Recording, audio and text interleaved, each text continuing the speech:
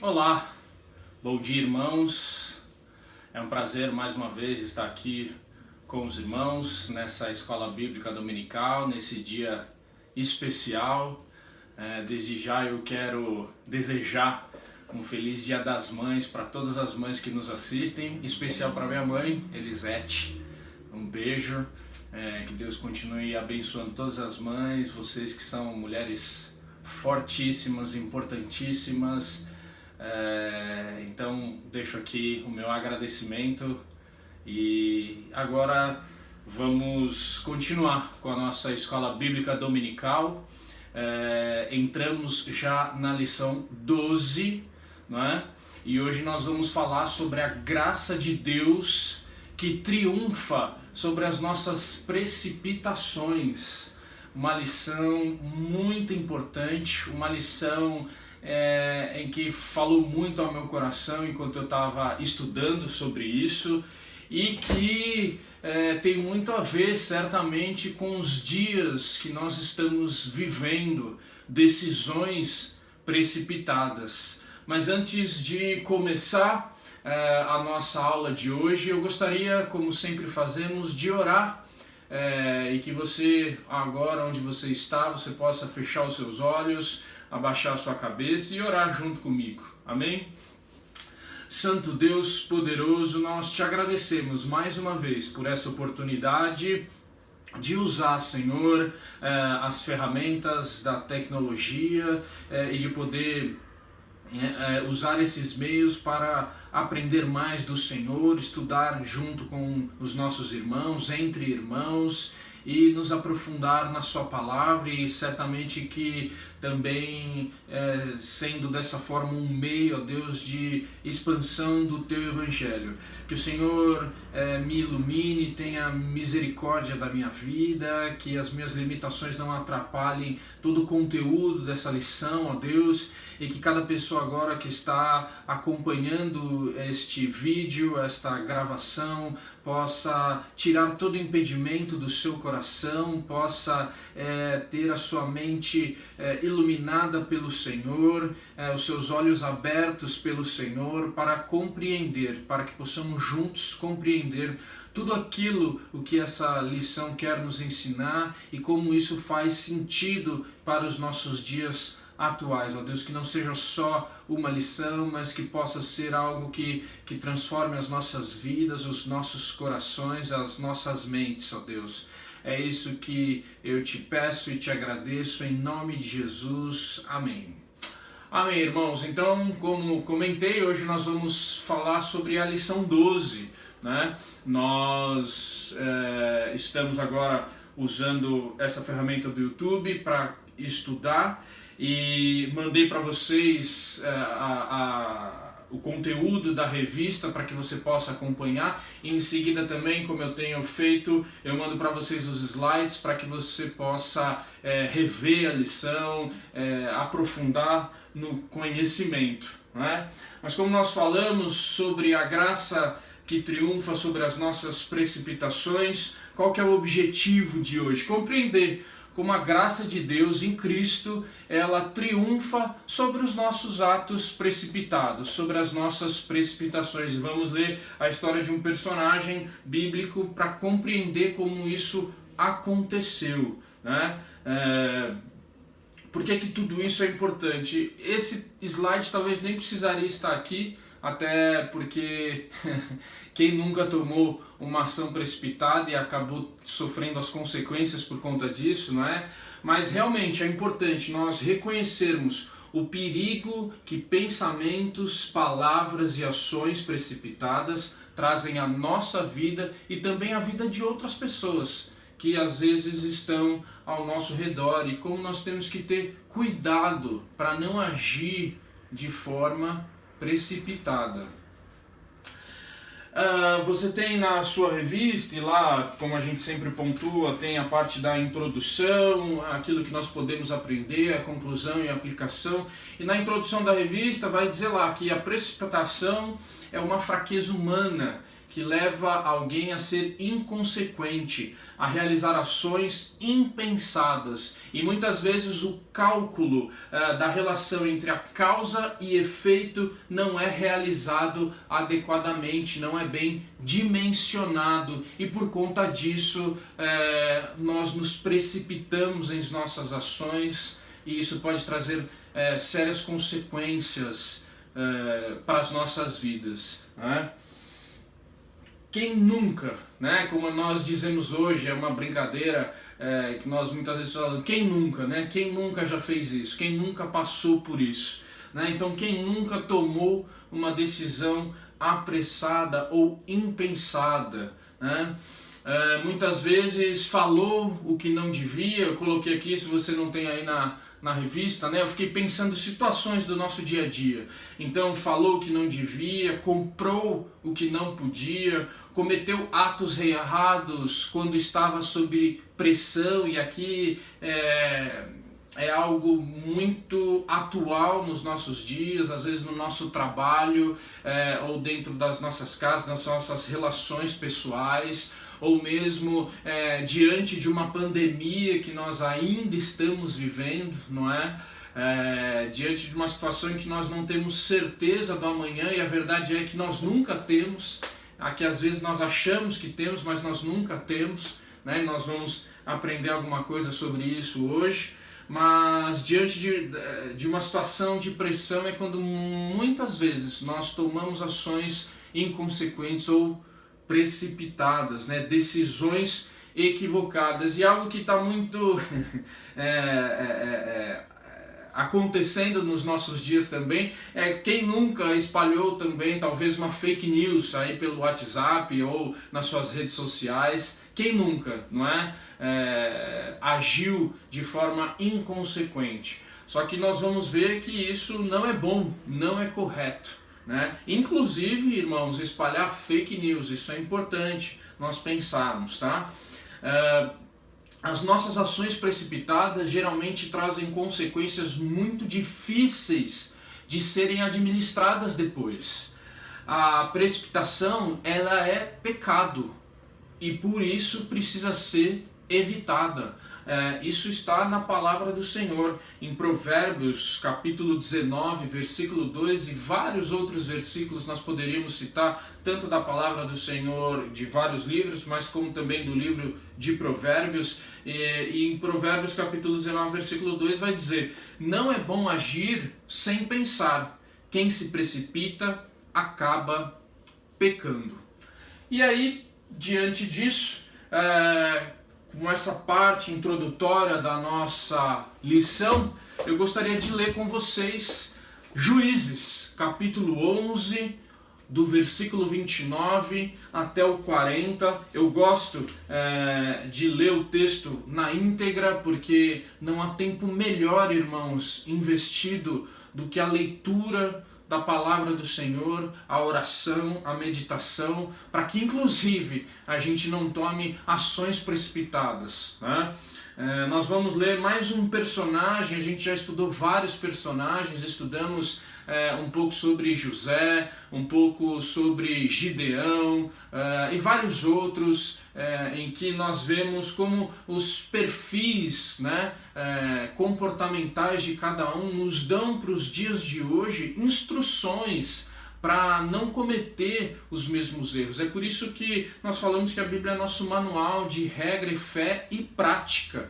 A partir do momento que nós olhamos para as Escrituras, muitas vezes nós não teríamos nem necessidade de buscar outros tipos de ajuda que o mundo secular hoje está fascinado, não é verdade? Porque aqui nós vemos comportamentos e pessoas que são seres humanos como nós, mas que não tinham a ferramenta que nós tínhamos hoje e simplesmente tinham que, quando eu falo simplesmente, de forma irônica, mas simplesmente confiar na obra e no poder de Deus. E é isso que nós vamos ver nessa história de Juízes. Juízes, capítulo 11, do 29 ao 40, estamos ali relatando, só como introdução, sobre a vida de Jefité, que foi um líder, um juiz do povo de Israel, no momento em que ainda não existia a monarquia, os reis, né? Então vai dizer que, depois de relatar toda a trajetória de Jefité, quem era, e nós vamos ver um pouquinho mais para frente, o versículo 29 vai dizer assim: então o Espírito do Senhor se apossou de Jefité, este atravessou Gileade e Manassés, passou por Mispa e Gileade, e daí avançou contra os amonitas.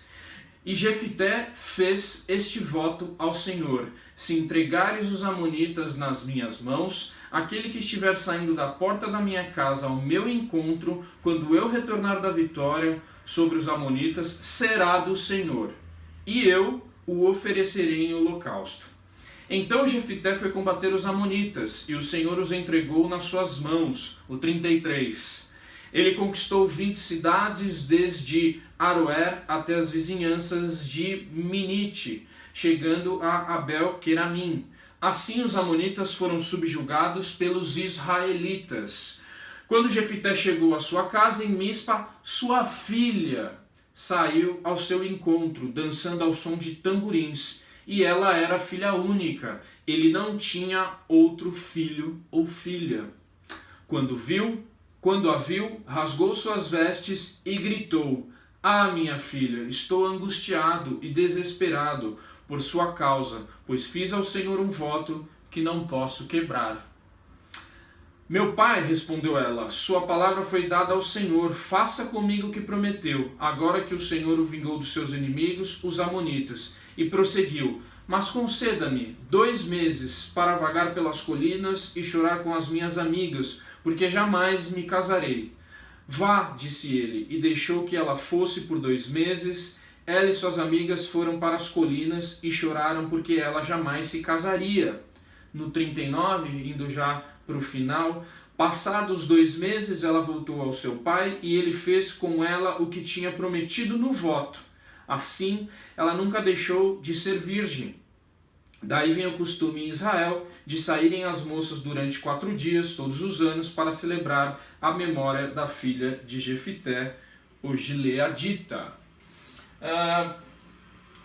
Nós vamos entrar agora na parte do contexto sobre tudo que estava acontecendo durante essa história, mas o primeiro ponto aqui que vale a pena nós pensarmos e que é um tema de grande polêmica, grande discussão, é se Jefité ofereceu sua filha em holocausto, ou seja, assim como quase aconteceu com Isaac, ou se simplesmente ele a consagrou ao Senhor de uma maneira que, por exemplo, ela trabalhasse dentro do templo, ou seja, fosse entregue ali, ou seja, ela não poderia se casar mais, ou seja, ele ali estava perdendo, abrindo mão de qualquer possibilidade de descendência. Esse não é o ponto da nossa lição, mas o que eu gostaria de deixar claro aqui é que existem 2 posições. Uma posição que vai dizer que realmente ele sacrificou, o que era um ato abominável, porque o Deus de Israel, o nosso Deus, não permitia nenhum tipo de sacrifício humano, isso era coisa de outros deuses, inclusive contra o Deus Camus, a qual os amonitas que Jefité guerreou e venceu praticavam, né? Então era realmente algo que era abominável para o povo de Israel, o sacrifício humano. Então existe essa linha de pensamento, que realmente seria um sacrifício humano da sua filha. E uma outra linha de pensamento vai dizer que não. Ele oferece sua filha para o trabalho no templo para sempre, ou seja, ela não poderia se casar, nem se manteria virgem, e logo ele não teria descendência, e ele depois ofereceu um holocausto. Tudo tem a ver com a leitura do versículo. O fato é que ele perde ali, com esse voto, toda a possibilidade de ter uma descendência, porque ela era a sua filha única, não é? Então, posto isso, qual que é o contexto de tudo isso, né? Rapidamente sobre o livro de Juízes. Essas histórias que são narradas nesse livro, elas têm mais ou menos um período de 300 anos, então começam ali logo depois da morte de Josué, até chegar no período da monarquia. Durante esse período de 300 anos não havia rei em Israel, não havia líderes estabelecidos como foi Moisés ou como foi Josué, tá? Então retratam ali um período de ciclos políticos, religiosos, que se repetem com frequência entre o povo de Israel. O que é esse ciclo? Então o povo já tinha chegado na terra prometida, estava ali se estabelecendo naquele local, não tinha um líder para seguir, e era um ciclo de pecado, tristeza, súplica, salvação. Então o povo se esquecia de Deus, pecava, ficava triste, uma tristeza profunda, se lembrava do Senhor, clamava ao Senhor, e Deus levantava alguém para libertar o povo, porque com o esquecimento por parte do povo de Deus, né? Quando as pessoas se esquecem de Deus, o próprio Deus, olha que informação importante, mas nós não vamos trabalhar hoje ela aqui, o próprio Deus oprimia esse povo. E aí esse povo então se arrependia, lembrava do Senhor, e logo então Deus levantava um libertador, ou seja, um juiz. Nessa história, os amonitas, como nós lemos aqui, eles estavam pressionando Israel para a guerra, acusando Israel de roubar terras que supostamente lhe pertenciam. Então Deus aí levanta Jefité, que se tornou chefe dos gileaditas e venceu a batalha contra Amon. Agora, o mais interessante em toda essa história é o que vem antes, né? Como que é a trajetória de Jefté, e também o que vem depois dessa vitória na batalha, porque a parte mais dramática então dessa história não foi em si a guerra, né? A batalha, as mortes que obviamente aconteceram, mas sim a parte mais dramática dessa história é o voto que Jefté fez de forma precipitada, certamente de forma impensada, diante de Deus, para que Deus pudesse então dar a vitória para Jefté. Isso não era necessário. A palavra de Deus vai dizer no versículo 29 que o Senhor então, o Espírito do Senhor se apossou de Jefté, ou seja, ele não precisava de mais nada, ele precisava confiar e descansar em Deus, sem precisar fazer qualquer tipo de voto a Deus. Jefté então fez esse voto em Juízes 11:31, né? Se entregares os amonitas nas minhas mãos, aquele que vier saindo da porta da minha casa ao meu encontro, quando eu retornar da vitória sobre os amonitas, será do Senhor, e eu oferecerei em holocausto. E aí nós vimos na sequência da história que quem sai dessa porta é sua própria filha, sua filha única, e sair dançando era um costume das mulheres daquela época para celebrar as vitórias do povo, não é? Então, resumindo um pouquinho e falando um pouquinho sobre Jefté, qual que era a história de Jefté? Jefté foi filho de Gileade, fruto de um relacionamento com uma prostituta, né? Ele foi então, durante ali, quando foi crescendo, rejeitado e expulso pelos seus próprios irmãos, expulso de casa, inclusive pela sua madrasta, né? Porque ele era filho de outra mulher, de uma prostituta. Quando ele foge, né, por ter sido expulso, ele vai se estabelecer em Tobi. Isso vai dizer lá no capítulo 11, versículo 3, e ali ele começa a andar com um bando de vadios, como diz a palavra, muito parecido com homens que Davi andou também quando teve que fugir de Absalão, né? Então acabou andando com pessoas ruins, mas a Bíblia também retrata que esse homem que consequentemente, por conta de toda essa história, cheio de marcas, provavelmente cheio de traumas, ele foi um guerreiro valente. Além disso, ele foi levantado por Deus para ser juiz e libertador de Israel. Fez um voto precipitado, como nós lemos. Todavia, apesar desses votos, e é isso que nós vamos aprender hoje, né? Então, todavia, apesar desse voto precipitado, suas conquistas militares foram lembradas por Samuel, lá em 1 Samuel, e foi citado inclusive como um dos heróis da fé, relatado ali pelo autor de Hebreus, no capítulo 11. Então, só para a gente ter um panorama aí rápido, muito rápido, da vida de Jefté, onde, se você tiver interesse, obviamente que recomendo que faça isso, você leia Juízes no capítulo 10, a partir do versículo 6, até esse trecho que nós lemos. A história ainda continua, mas isso já dá para você ter uma noção de quem era melhor Jefté. Aqui é apenas um panorama, certo? E aí, entrando já, mais uma vez pontuando aquilo que nossa revista nos ajuda, né, a entender um pouco mais sobre esses textos bíblicos, o que nós podemos aprender sobre tudo isso? A graça triunfou sobre a marginalidade de Jefté. Primeiro ponto, ainda não estamos falando da precipitação de Jefté, da sua atitude impensada. Mas diante de todo esse cenário, diante de toda essa história sobre Jefté, quem era, como ele cresceu, nós vemos como Deus escolhe por sua graça pessoas que aparentemente não são dignas de serem consideradas líderes de seu próprio povo. Meus irmãos, isso é impressionante,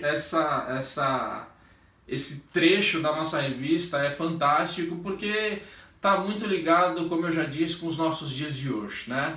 É inevitável não dizer quantos, em relação a todo tipo de liderança a qual nós somos expostos ou submetidos, mas nós temos que sempre lembrar que todas essas lideranças são levantadas pelo Senhor e só estão ocupando aquele posto porque Deus permitiu. Às vezes nem ela sabe disso ou tem consciência disso, mas nós, como cristãos, temos que pensar de forma diferente e lembrar que é Deus quem coloca as pessoas onde elas estão.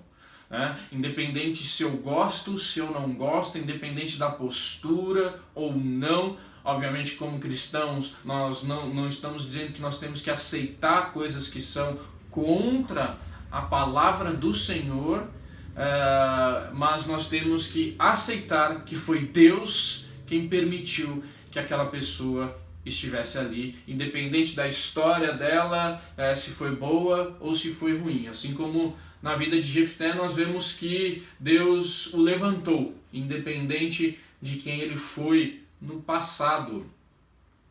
O Senhor também redimiu Jefté de um passado lastimável, cheio de traumas e manchas, de um futuro muito provavelmente obscuro, possivelmente devastador. Como nós vimos rapidamente naquele panorama, Jefté é fruto de um relacionamento extraconjugal, é filho de uma prostituta, ele foi expulso pelos irmãos da sua própria casa, ele fugiu e acabou se enturmando, como nós dizemos hoje, com pessoas que eram bandidos, que eram vândalos, vamos dizer assim.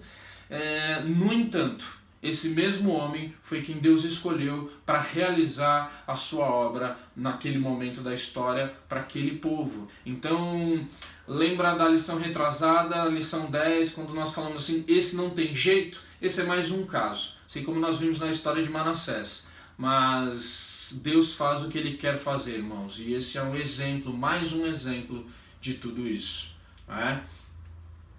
Não importa o histórico difícil ou a vida ímpia que alguém teve por algum tempo, a graça de Deus sempre triunfa sobre o nosso passado.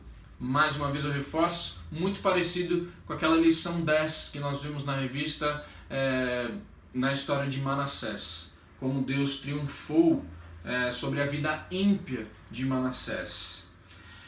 Então, esse é o primeiro ponto. Deus triunfou sobre a marginalidade, sobre a vida que Jefté teve ao longo do tempo.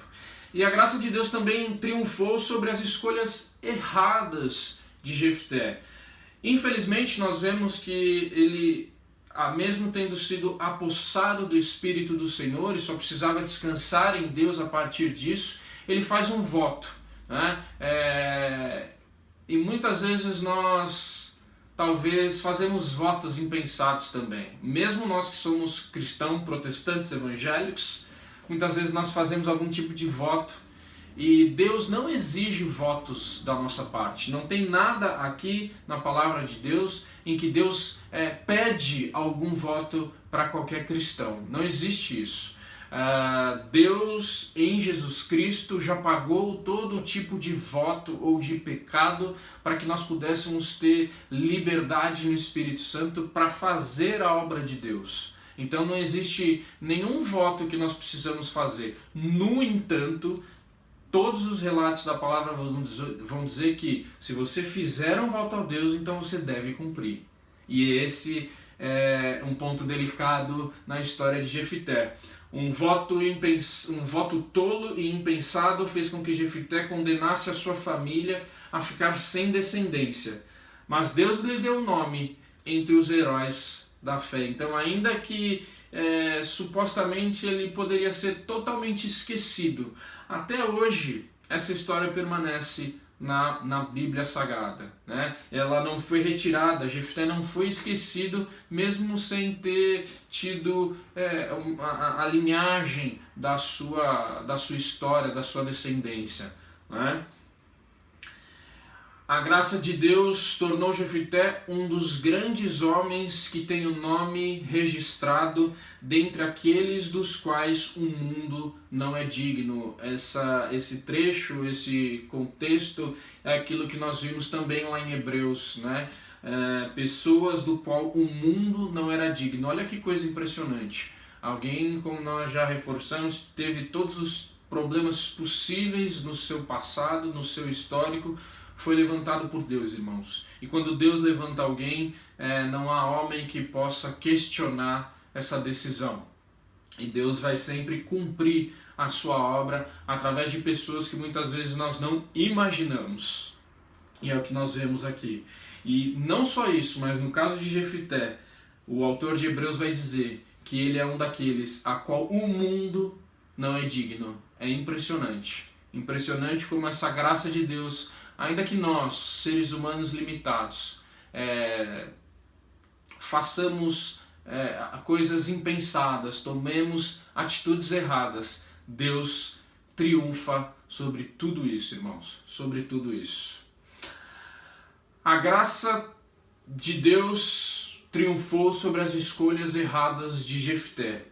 A despeito de nossas escolhas precipitadas e de nossos atos desastrosos, Deus, por sua graça triunfante, pode nos transformar em novas criaturas. Então, tanto nas nossas vidas, nós que já somos confessos no Senhor Jesus Cristo, mas na vida de pessoas que, como nós já falamos em lições passadas, nós olhamos para ela e falamos assim, esse não tem jeito, por exemplo, Deus pode realmente transformar qualquer pessoa, qualquer criatura, não é?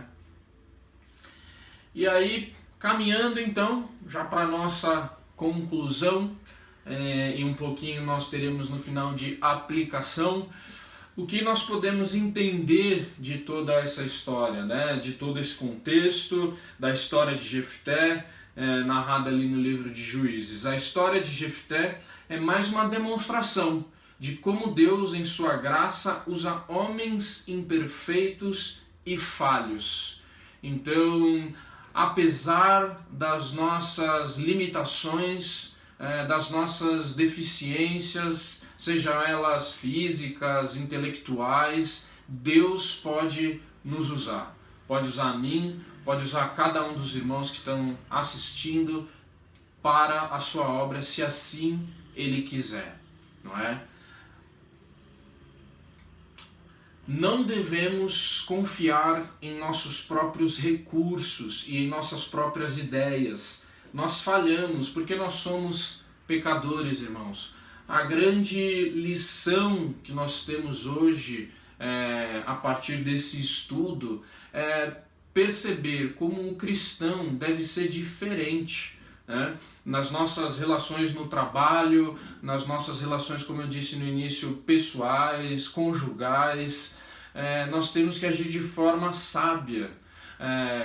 Salomão, quando Deus apareceu para ele e falou que ele podia pedir qualquer coisa, Salomão pediu sabedoria. agir corretamente. E é isso que nós temos que pedir ao Senhor, sabedoria, para não sermos precipitados, não tomarmos atitudes que vão nos prejudicar lá no futuro. Como eu coloquei lá no quadro logo no começo, comprar coisas que nós não temos condições, falar coisas em momentos inapropriados, falar coisas sob pressão ou numa discussão, né? Em reuniões de trabalho, por exemplo. Nós temos, irmãos, que agir diferente desse mundo para que o mundo possa ver Jesus Cristo habitando em nós, não é? Então, devemos colocar todas as nossas escolhas debaixo da graça triunfante do Senhor. Toda decisão que nós vamos tomar, todas as atitudes que nós temos que tomar, tudo isso, façam tudo para a glória do Senhor. Então, como aplicação, a revista vai trazer, eu achei isso importante porque parece simples, mas tem um detalhe bacana aqui para a gente entender. Ela vai dizer assim: olhar para o Senhor nos ajudará a confiar mais nele e, consequentemente, a descansar no seu divino cuidado. Agora, nos dias de hoje, como eu posso olhar para o Senhor? Como que eu posso encontrar Deus? Essa é uma pergunta que alguns responderiam de uma forma sobrenatural ou com vários textos, mas a resposta para mim é muito simples. Simples no sentido da resposta, não no sentido do conteúdo ou do contexto, mas certamente que para que nós possamos olhar para o Senhor, nós devemos ler a sua palavra. Não tem outro jeito, irmãos. Ler a palavra do Senhor, orar ao Senhor, ter os momentos de intimidade com Deus, momentos diários reservados na nossa agenda para aprender sobre as coisas do Senhor, irmãos. Sem a leitura da palavra, sem a oração, sem os louvores, nós não vamos conhecer cada dia um pouco mais esse Deus. Como eu falo sempre, Paulo vai escrever em praticamente todas as suas cartas que nós devemos buscar conhecer a esse Deus. Nunca podemos achar que aquilo que nós já conhecemos sobre Deus está bom, está ok, não precisa de mais. Aquilo que eu já sei, eu já consigo me virar. Não seria assim? Mas não, porque o conhecimento do Senhor é inesgotável. Ainda que você possa conhecer a palavra do Senhor de Gênesis a Apocalipse, você não ainda vai entender todas as coisas do Senhor. Mas Ele nos pede, e deve ser um desejo do nosso coração, conhecer o nosso Deus. Conhecer o nosso Deus para agir de forma correta, não tomar decisões precipitadas. Então, olhe para o Senhor, para que você possa descansar no seu divino cuidado. A confiança em Deus é nosso antídoto contra a tentação de agir precipitadamente em qualquer situação. Irmãos, como eu falei para vocês aí no nosso grupo de WhatsApp, essa lição falou muito comigo, porque eu já tomei muitas ações precipitadas. Confesso aos irmãos que às vezes já perdi dinheiro ou já falei coisas que não deveria, agi de forma inconsequente, muitas vezes, sempre quando as coisas parecem, muitas vezes por desejos de ter coisas que eu não deveria, que eu não poderia, não é? Ou em momentos em que as situações fogem do meu controle, no trabalho, dentro de casa. Então muitas vezes diante dessas situações eu mesmo já agi várias vezes de forma precipitada, e como a palavra vai dizer, isso é pecado. Nós temos que evitar, eu tenho que evitar. E para que nós consigamos atingir esse objetivo, nós temos que incansavelmente ler a palavra do Senhor, aprender, orar ao Senhor, pedir transformação, que Ele transforme o nosso coração, transforme a nossa mente, confiar em Deus e descansar em Deus, para não agir de forma precipitada. E por fim, travou aqui. Aí. eu deixei aqui 3 versículos e eu peço que você, se possível, medite em todo o Salmo 119. Se eu não me engano, o maior deles. É aquele que tem todo o alfabeto hebraico, as iniciais, Aleph, Bet e etc. Os mestres em hebraicos aí vão perceber que eu só sei as 2 primeiras letras, mas enfim. Eu separei 3 versículos aqui que vão dizer: guardei no coração a tua palavra para não pecar contra ti. Salmos 119, 11.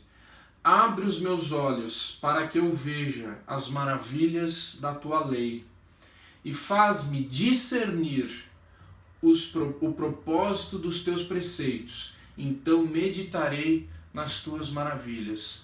Por que tudo isso, irmãos? Para que possamos agir com sabedoria diante das situações, não agir sob pressão, diante dessa pandemia que nós estamos vivendo, diante desses cenários de incerteza, irmãos. Deus pede, Deus nos ensina através da sua palavra que nós possamos agir de forma sensata, sem ser inconsequente, sem ser precipitado.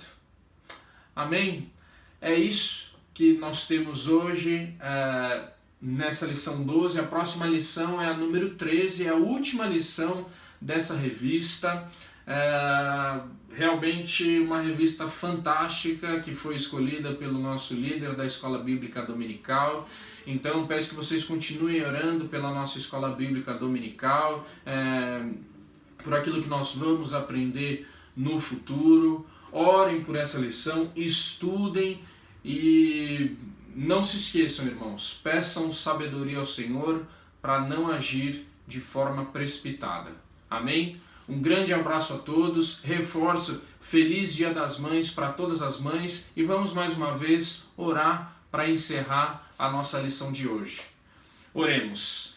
Santo Deus poderoso, obrigado mais uma vez por poder estudar a sua palavra, por poder aprofundar no conhecimento do Senhor. Mas, Senhor, nós te pedimos que nós possamos, ó Deus, agir de forma correta, ó Deus, ter a nossa mente e o nosso coração transformado e que o Senhor nos dê sabedoria para não agir de forma precipitada.